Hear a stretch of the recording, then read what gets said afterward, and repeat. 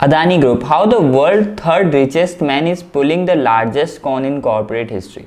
हाइडनबर्ग posted a report और इसमें उसने अदानी ग्रुप के ऊपर बहुत सारे खुलासे किए, जिसके बाद अदानी के शेयर्स लगातार टूटते ही जा रहे हैं। बट ये जानने से पहले इस रिपोर्ट में है क्या, सबसे पहले मैं आपको बता देता हूँ हाइडनबर्ग रिसर्च ग्रुप क्या है। ये बेसिकली एक शॉर्ट सेलिंग कंपनी है। जब भी ये किसी ग्रुप के ऊपर रिपोर्ट निकालते हैं और वो नेगेटिव रिपोर्ट होती है तो उसके ऊपर ये शॉर्ट सेल कर देते हैं, यानी अब उस कंपनी के शेयर को बेच देते हैं और फिर उसके बाद जब वो गिरने लग जाता है तो एक पॉइंट पर आके उसे खरीद के अपना प्रॉफिट बुक कर लेते हैं। लेकिन ये पहली बार ऐसा नहीं है कि हाइडनबर्ग ने किसी कंपनी के ऊपर रिसर्च निकाली है और उसके बाद वो कंपनी टूटते हुए चले गए। इसके कुछ बहुत अच्छे एग्जांपल्स हैं जो मैं आपको देता हूँ। हाइडनबर्ग ने निकोला मोटर्स के ऊपर निकाला था एक रिपोर्ट, जिसके बाद निकोला मोटर 95% से टूट गया था। Second, genius brand, China metal resource utilization, predictive technology, Yangtze river and port logistics, इन सब के बाद रिपोर्ट आने के बाद लगभग 95% तक ये ग्रुप्स टूट गए थे। अब आते हैं इस रिपोर्ट पे। इस रिपोर्ट के बेसिकली 7 पार्ट्स हैं, जिसका मैं आज आपको फर्स्ट पार्ट बताने वाला हूँ क्योंकि ये रिपोर्ट बहुत लंबी है और इस रिपोर्ट के एंड में 88 ऐसे क्वेश्चंस पूछे गए हैं जिसके ऊपर अदानी से क्लैरिफिकेशन मांगा गया है और ये भी कहा गया है कि वो चाहें तो यूएस में जाकर कोर्ट केस कर सकते हैं अदानी हाइडनबर्ग के ऊपर। हाइडनबर्ग ने रिपोर्ट के फर्स्ट पार्ट में अदानी ग्रुप के सारे स्टॉक्स का 1 ईयर रिटर्न और 3 ईयर रिटर्न का कंपैरिजन किया है, जिसके बाद उन्होंने ये लिखा है कि 85% से ज़्यादा ये स्टॉक ओवर वैल्यूड कैटेगरी में है। इसके बाद इन्होंने अदानी के सारे शेयर्स के price to sales, price to earning और एंटरप्राइज वैल्यू टू एबिटा को कंपेयर किया है इंडस्ट्री से और आप इसमें देख सकते हैं कि ये हद से ही ज़्यादा इन्फ्लेटेड है। अदानी ग्रुप की 5 कंपनीज का जो करंट रेशियो है वो 1 से कम है। इसका मतलब ये होता है करंट रेशियो अगर किसी कंपनी का कम है तो उसके पास लिक्विडिटी का क्रंच है। अगर उन्हें शॉर्ट टर्म यानी 1 साल के अंदर कोई भी डेब्ट पे करना पड़ गया तो वो डेब्ट पे करने के लिए उन्हें बहुत ज़्यादा एसेट्स को लिक्विडेट करने पड़ेंगे और इतना एसेट उनके पास लिक्विडेट करने के लिए है भी नहीं शॉर्ट टर्म में। अदानी ग्रुप की सभी कंपनीज में अदानी पोर्ट्स ही एक ऐसी कंपनी है जो इन्हें रेगुलर पॉजिटिव कैश फ्लो बना के दे रही है। 2022 में क्रेडिट साइट्स ने एक रिपोर्ट इशू करी, जिसके बाद उन्होंने कहा जो अदानी ग्रुप है वो बहुत ही ज़्यादा डीपली ओवर लेवरेज है, मतलब बहुत ज़्यादा कर्ज में है, कर्ज के पैसों पे काम चला रहा है। लेकिन इसके बाद ये रिपोर्ट ठंडी हो गई क्योंकि क्रेडिट साइट्स कंपनी से मिला अदानी ग्रुप से। शेयर प्लेजिंग, हाइडनबर्ग ने नेक्स्ट पार्ट में ये शो किया कि कितना % प्रमोटर स्टेक जो है अदानी ग्रुप में वो प्लेज्ड है और अदानी ग्रुप में ऐसा भी माना जा रहा है कि ये तो सिर्फ जो अदानी ग्रुप ने शो किया है वो प्लेजिंग है, इसके अलावा और भी प्लेज हो सकते हैं शेयर। प्लेजिंग का मतलब ये होता है कि कंपनी के प्रमोटर्स ने कितना % अपना शेयर गिरवी रख के उसके बदले में लोन लिया है बैंक से। अदानी ग्रुप एक फैमिली बिजनेस है। 22 में से 8 लोग जो बोर्ड ऑफ डायरेक्टर में बैठते हैं वो अदानी ग्रुप के हैं। बट दिक्कत ये नहीं, दिक्कत ये है कि जो लोग बैठते हैं इनके बोर्ड ऑफ डायरेक्टर में उनमें बहुत सारे सीरियस एलिगेशंस लगे हुए हैं और ये allegations money laundering, theft of tax payers money, corruption, इन सब के हैं। Rajesh Adani, younger brother of Gautam Adani and MD of Adani enterprises, arrested in 1999 for custom tax evasion, forging import documentation and illegal coal imports. फिर वापस से 2010 में वापस अरेस्ट हुए for custom tax evasion and imported goods को अंडर वैल्यूड करने के लिए। टिपिकली जब किसी बड़ी कंपनी में कोई MD या CEO ऐसी चीज़ों के लिए अरेस्ट होता है तो उन्हें टर्मिनेट कर दिया जाता है, लेकिन अदानी की ग्रुप्स में ऐसा नहीं होता, इसमें उन्हें प्रमोट कर दिया जाता है। सेकंड, समीर वोरा, गौतम अदानी के सन इन लॉ, इनको एक डायमंड ट्रेडिंग स्कैम के आरोप में गिरफ्तार किया गया था, लेकिन इसके बाद जब जांच चल रही थी तब इन्होंने रेगुलेटर्स को बहुत सारे फेक स्टेटमेंट दे के उन्हें उलझाया और अपने इनएक्यूरेट स्टेटमेंट से रेगुलेटर्स का टाइम बर्बाद किया। टिपिकली ऐसे केसेस जिनमें रेगुलेटर्स का टाइम खराब करते हैं बाय मिसलीडिंग देम, उन केसेस में बड़ी कंपनियां अपने जो बोर्ड ऑफ डायरेक्टर में किसी ने जिसने किया है उसको या तो टर्मिनेट कर देते हैं या उसे डिमोट कर देते हैं, लेकिन अदानी ग्रुप में ऐसा नहीं होता। अदानी ग्रुप में प्रमोट किया जाता है इनको। Third, Gautam Adani brother Vinod Adani, basically इन पे भी एक डायमंड ट्रेडिंग स्कैम के ऊपर आरोप में अरेस्ट किया गया था। बट जो गौतम अदानी एंड ग्रुप है वो ये कहते हैं कि हमारी कंपनी के किसी बोर्ड ऑफ डायरेक्टर का हिस्सा नहीं है, ये बस इसलिए हमारी कंपनी के साथ जुड़े हुए हैं, इनका नाम जुड़ा हुआ क्योंकि ये एक मेजॉरिटी शेयर होल्डर हैं। ये तो एक बेसिक इंट्रोडक्शन था। Now here starts the first part of this report.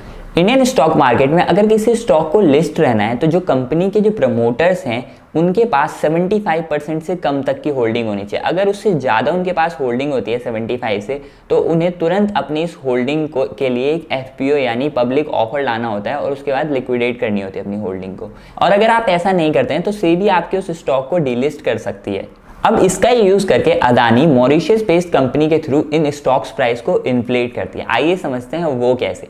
सबसे पहले विनोद अदानी, जिनके बारे में अदानी ग्रुप कहता है ये हमारे डायरेक्टली मेंबर नहीं है, वो अदानी की बाहर की ऑफशोर कंपनीज देखते हैं और उसका पैसा लेकर सारी बाहर की ऑफशोर प्राइवेट फर्म्स को, ट्रस्ट को, अदानी ग्रुप से जो बैक्ड हैं उनको पैसा भेज देते हैं। उसके बाद अदानी ग्रुप यहाँ से पैसा मॉरिशस के फंड और शेल अकाउंट में भेजता है।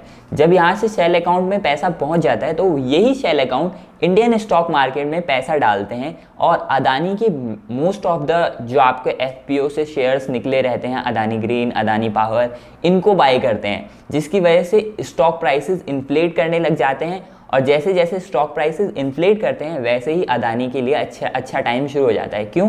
क्योंकि स्टॉक प्राइस इन्फ्लेट करेगा।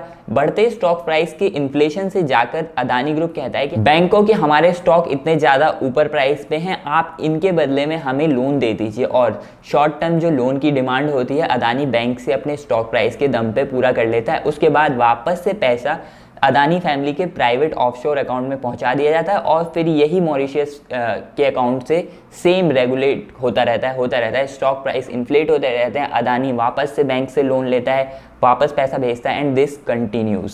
अदानी के 4 ऐसे स्टॉक्स हैं जिनमें अदानी 75% से कम स्टेक होल्ड करते हैं, लेकिन ये सिर्फ गवर्नमेंट की नज़र में।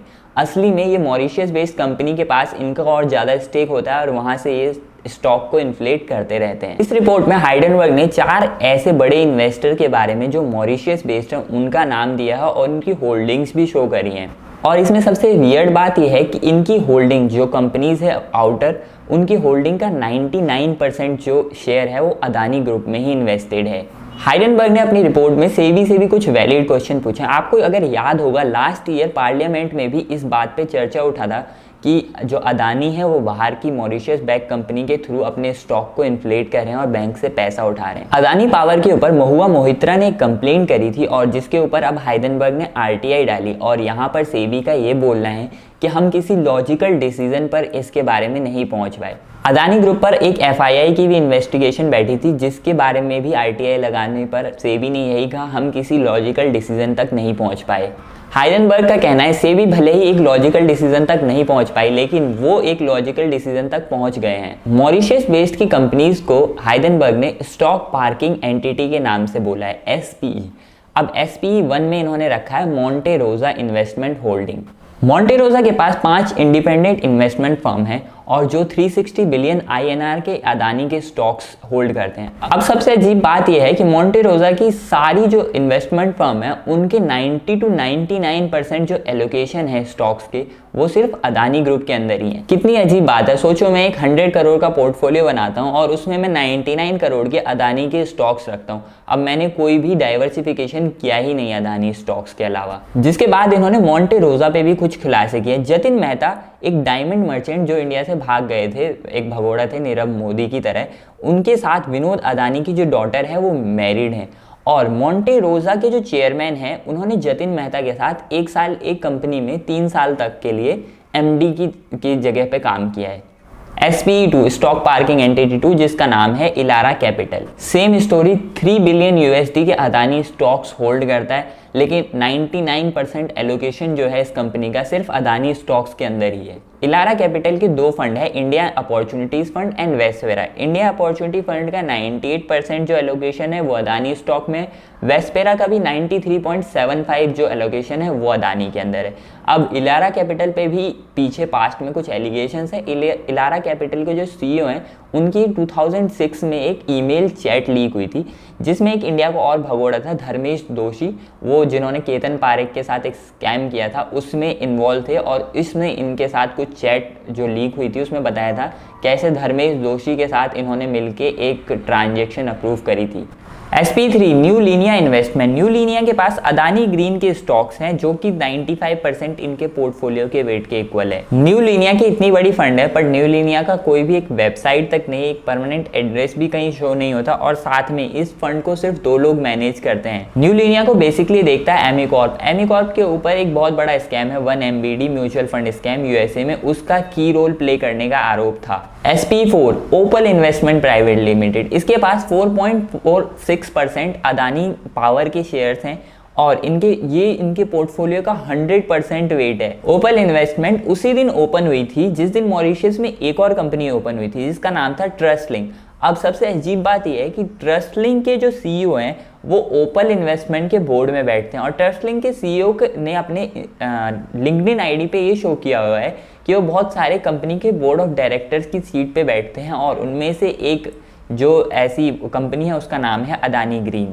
2019 में Adani green energy stock market से डीलिस्ट हो जाता क्योंकि ये सेबी के 75-25 के नॉर्म को नहीं फॉलो कर रहा था, और ऐसे में इन्हें OFS लाना था। जब बेसिकली ऐसा डीलिस्टिंग का केस होता है तो जो प्लेयर्स होते हैं स्टॉक मार्केट में, जो कंपनीज होती हैं, वो एक अच्छा अंडरराइटर या इन्वेस्टमेंट बैंक चूज़ करते हैं। लेकिन अदानी के केस में एकदम उल्टा हुआ। अदानी ने एक बहुत छोटा जो अंडरराइटर ओपन सर्च किया और उसके थ्रू अपने स्टॉक को OFS निकाला। इस अंडरराइटर का नाम था मोनार्च कैपिटल। अब आपको ये बात बता देता हूँ कि अदानी मोनार्च नेटवर्थ कैपिटल में पहले से एक छोटी अमाउंट के इन्वेस्टर हैं, एंड 1 साल पहले FPO से गौतम अदानी के सन इन लॉ राकेश शाह ने मोनार्च के साथ एक बिजनेस डील क्रैक करी थी जिसमें उन्होंने मिलके साथ में एक एयरलाइन बाई किया था।